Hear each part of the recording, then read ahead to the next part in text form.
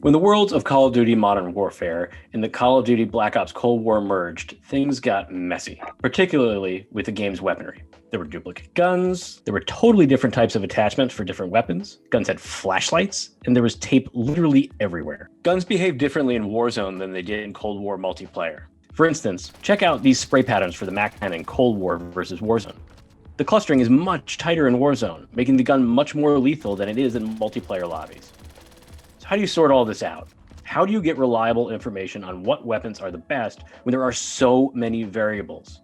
We here at Launcher enlisted the aid of former Launcher intern and current Warzone streamer Hawken Miller to gather intel and find the choicest weapons and attachments following the nerf to the almighty, overpowered DMR. We also mine the wisdom of some of the super smart and dedicated members of the COD community. Anthony Zachman operates the site TrueGameData.com, which details specific stats like time to kill and damage dealt for each weapon. We'll break down a bunch of new Cold War weapons and detail our favorite loadouts in a little while. But first, let's define what we mean by, quote, best loadouts. When the game is properly balanced, the best gun in Warzone is simply the gun that works best for you, the player. Now, when a gun is broken as badly as the DMR-14 was, you pretty much have to use that gun because it's totally overpowered. Now that things are relatively back to balanced, players are going to have more options on what they want to use and how it can fit their style. If you want a running gun, you probably want weapons with fast ADS speeds and a high rate of fire. If you're not the most accurate shot, probably best to avoid bolt-action rifles that hit hard but take a while to fire multiple shots. You can figure out a lot of what guns feel best for you simply by playing the game, particularly Warzone's plunder mode where you can respawn and tweak your loadout mid-round. But you can also find a lot from Zachman's site, TrueGameData.com. The site features data collected by Zachman and his partner on the site. The two of them basically drop into the same plunder lobby and go to a remote part of the map and shoot each other. Then they measure the pixel count of the damage meter to determine how hard each gun hits. Zachman said the testing process for one gun with all its various attachments takes about 20 hours, so this is a painstaking task. On TrueGameData.com, users can select guns and attachments that they want to compare from a series of drop-down menus to view a weapon's TTK, or time to kill, over various distances. The lower the TTK number, the faster the gun will put down your opponents. But even here, we need to look a little closer at some of the variables. Just because one gun has a better TTK than another doesn't automatically make it a better gun. A gun's firing speed, bullet speed, distance, and penetration all can be shown via TTK charts. But accuracy also counts. If you miss one or more shots or hit extremities instead of chests and heads, your TTK will increase. So again, you want to find a weapon that feels good for you, where you can control the recoil and zero in on the high damage areas. By the end of Modern Warfare's 6th season, we had a pretty good sense of what the meta guns were. But Cold War's introduction threw a whole bunch of new weapons into the mix. So what are the good guns after the DMR was properly nerfed? We started by asking Zachman to compare the Cold War guns that seemed the most similar to Modern Warfare's weapons. So the MP5 from Cold War has a little bit less range than the MP5 from Modern Warfare, and it kills faster. So as far as SMGs go, I think if you're going to be rushing into buildings, then the Cold War MP5 is probably the way to go. You're going to be up close anyway, so you don't really need that little bit of extra range, and it's a very tiny amount anyway. But there's caveats to that, where the Cold War MP5 doesn't have as many hipfire reducing attachments. So if you like hip firing, then the Modern Warfare MP5 is probably a better choice, just because you can get that hipfire spread much smaller. The XM4 versus M4, the M4 from Modern Warfare is better at long range, there's no question. Again, because you have the long barrel and you have the commando foregrip, so that's huge for a long range gun. But inside like 50 meters, I'd probably give the edge to the XM4. It's a little bit better TTK. It has better ADS times and stuff too. So it is really weird to have two of virtually the same gun, but they do have different statistics and different drop-offs and things. So it's kind of like they're their own guns, even though they're, in real life, they're the same gun. So Bullfrog versus PP-19 Bison, no question the Bullfrog is way better in every way.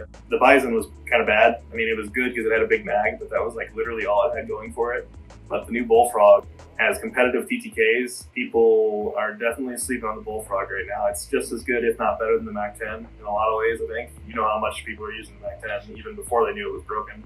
The Bullfrog comes with that free big mag, actually kills way faster than the MAC-10 with headshots and leg shots, which is I don't know if people realize that or not. The thing has literally no recoil. It feels like the Mac-10 in that regard, or even less recoil than the Mac-10. Yeah, between those two, 100%. Bullfrog's like way better. Post nerf, you still think the DMR is viable? Absolutely. I still think it's very good enough that you could still call it meta, actually. People are so sick of it that we're not going to see it very much. So those are the Cold War weapons that Zachman would recommend, but I want to emphasize the Modern Warfare loadouts just didn't disappear overnight. They're still very viable and in some ways crucial. So let's bring in Hawken Miller, former launcher intern, currently on Twitch TV at Hawken TTV.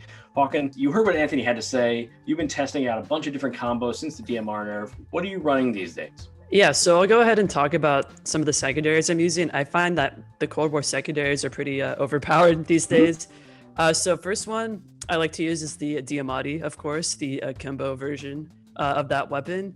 I usually have the red dot laser for hipfire accuracy. Get that 30 round fast mag in there for extra bullets. I find that you go through ammo so quickly with the diamatti because of the 3-round burst feature. And so that's another secondary. And then obviously we come to the Mac-10, which is a fan favorite for a lot of people.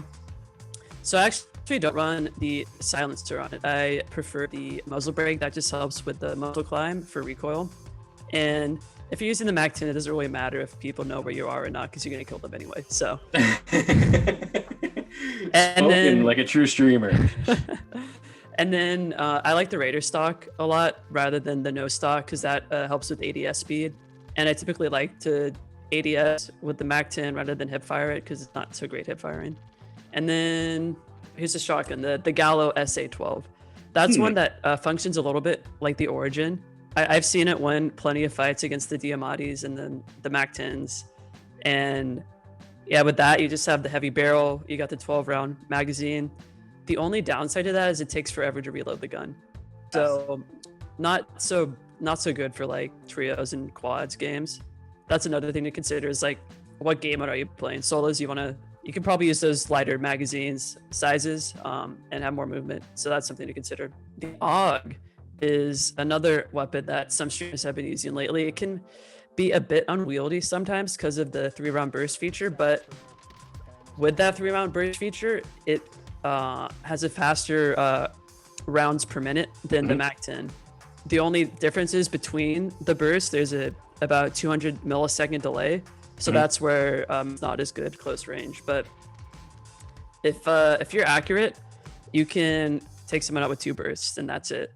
Like either 4 shots or 6 shots. So either way, you're in like that burst capability of killing someone. And it's bullet velocity isn't great, so at long range it's not so good, but people have been running it and having some success with it. And finally, so the DMR is, a lot of people like to hate on it, and they should, because it was very overpowered. They nerfed it from 172 headshot damage to about 98, so that's huge. But keep in mind, that's still 3 shots to kill if you hit their head. So coupled with that fire rate with that titanium barrel, you can do some pretty good damage mid-range. I read the patch notes and I was pretty surprised to see that they switched sniper bullet penetration for AR bullet penetration with the DMR. Yeah. And I had never realized that sniper bullet penetration was a part of the DMR, and now I'm so much more glad that they got rid of that, because it makes it a little bit more manageable. Yeah, I haven't done too much experimenting with the Cold War weapons yet. I'm highest on the MP5 right now. I've been running that a little bit as a complement to a fully loaded AR for Modern Warfare, which we'll talk about in a little while. I think some combination of a DMR, MP5, Mac-10, Diamatti is a great loadout. I definitely want to try more. I'm going to call it the Spaz because it was the Spaz in previous Black Ops versions of the game. But what is it called again? The Gallo SA-12. Yeah, that's a stupid name. It's the Spaz. The Gallo SA-12. Just in that, it does hit hard and fast. If you are in a one-on-one, you're going to win with 2 shots, maybe 3, but you can get 3 off pretty fast, faster than anything other than the Origin, as far as I'm aware. And the Origin's range is nothing compared to the Spaz. So those are the ones that I'm most interested in. I'm intrigued by the FFAR too. I think it hits so fast that you could do a lot of damage, but at range, I really think there's a lot of bullet drop off and damage drop off. So I haven't found like a way to run that with something else that I want to run. Like if you run it with a DMR, you're both pulling from AR bullets. Doesn't make too much sense. If you run it with a MAC-10, the MAC-10 can do a lot of what the FFAR can do. Same with the MP5. Close range, the time to kill is 490 milliseconds, which is actually faster than the MAC-10, and this is sub 15 meters. But what I like to do with the FFAR is run a sniper for the secondary just to make up for that range. That's a good idea. I'm gonna have to give that a whirl. And here's one other borderline controversial opinion here, but I like the single diamatti over the dual wield, and I find that it rips still pretty fast. If I have the dual wield, I'm missing as many shots with two of them as I would be hitting with a single burst. So basically it's 2.5 bursts to get a fully loaded or fully armored foe down.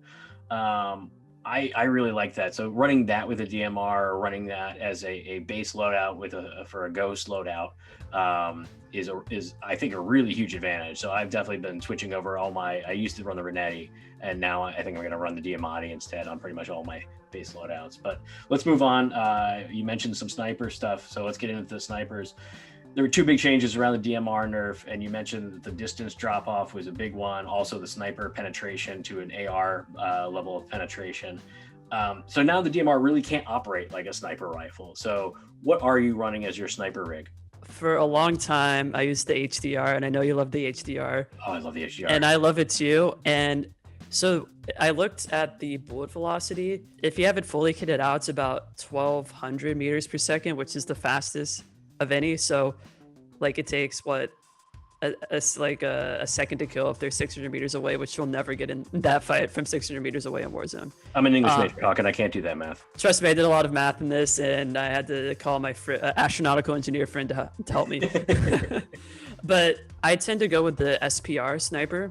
Mm-hmm. It has a very nice bullet velocity, faster than the Kar 98, and yeah, it hits pretty hard. And I really like the aim-down sights. You can put a tac laser on it, and it'll zoom in very fast, similar to the Kar 98. Yeah, the Kar 98 seems to be the most popular sniper in the current meta. I am terrible with it. So as we've talked about before, like, finding a gun that is comfortable for you, that works best for you. Like, I always miss my first shot with the Kar 98, and if I'm in like a heads-up battle, I'm gone. So I wish I could use it because it absolutely rips, and if you get a headshot in there, you win. I haven't tried the SPR lately. I'm going to have to give that a whirl, but you just got to, I got to get away from my HDR. It's my baby. Yeah. I love it. I've run it since basically the game came out. And the way I like to snipe is from a distance anyway. I'm really bad at quick scoping. So if I'm anywhere near AR range, I'll run that or an SMG. Emergency loadouts. We talked about them before. They're important because when you get brought back middle game, late game, you got nothing. You might not have any time to loot. What have you found to be effective? Because the Cold War guns don't have fully loaded. You can't run that perk or any perk with a Cold War gun. What are you subbing in instead? Yeah, that's a great question. I think that's important. So I have two loadouts, one for close quarters in game and one for like open field kind of in game, because you never know what you might get in any game. And that loadout comes in zone 5, like it's already pretty shrunk. And so you want to be prepared for anything. The AMAX is a gun that I love to use. So for close range, I would put the hollow sight on that. If you have the blue sight equipped, that's always nice. I don't personally have it, but I've picked up guns that do have it, and it's just crisp and easy to see people downrange. Mm-hmm. So I always see fully loaded on that, and I get rid of the grip on that instead. And so this is the surprise gun that people have been using is the Finnick, which the time to kill is very comparable to the MAC-10. It doesn't, the recoil pattern is very manageable as well. Some streamers have said that there's been a secret buff to it. I don't know if I can verify that or not, but people have been using it. Yeah, so with that is, fully loaded commando foregrip, 40 round drum. It's one of the fastest shooting guns out there, and especially for close range, that'll be handy to have. Yeah, no, the Finnick's long been one of my favorites. You get the extended mag on there, even without fully loaded, since you come into the game and drop back with SMG ammo for your pistol, it's effective. So if you have a perk to run with it, fast hands can actually be a good one to run with it, because it does take a little while to reload once you go through the clip, and or the magazine, excuse me, and you're going to go through that magazine really fast because it does rip.